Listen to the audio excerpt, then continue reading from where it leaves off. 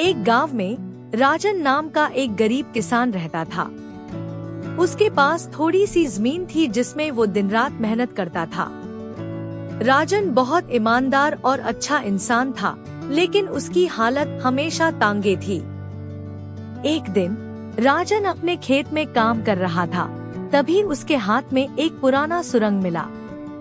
जैसे ही उसने उस सुरंग को खोल कर देखा, उसमें एक छोटी सी मिट्टी की घड़ा थी।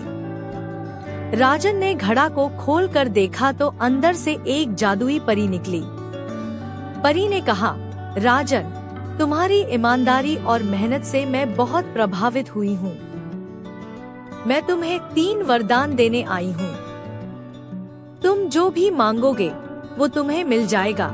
राजन बहुत खुश हुआ, लेकिन उसे वरदान की सोच समझकर इस्तेमाल करना चाहिए। पहला वरदान मांगते हुए उसने कहा, मुझे इतना धन दे दो कि मैं अपने परिवार को सुख से जीवन दे सकूं। परी ने उसकी इच्छा पूरी की और राजन के पास धन दौलत आ गई। दूसरा वरदान मांगते हुए राजन ने कहा, मुझे इतना ज्ञान दे दो कि मैं इस धन का सही उपयोग कर सकूं और अपने गांव के लोगों की मदद कर सकूं। परी ने राजन को ज्ञान दे दिया और राजन ने अपने धन का उपयोग करके गांव में स्कूल और अस्पताल बना दिया। तीसरा और अंतिम वरदान मांगते हुए राजन ने कहा, मुझे सदा ईमानदार और दयालु बनाए रखना।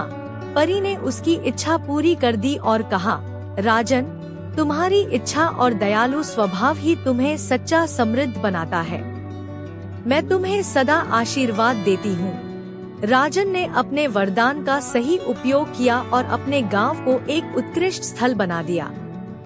उसने हमेशा अपनी कल्पना और दयालु स्वभाव को अपने रखा और सभी के दिलों में अपनी जगह बना ली। कहानी का शिक्षा: सत्य और ईमानदारी का पालन करने से ही असली सफलता और सुख मिलता है।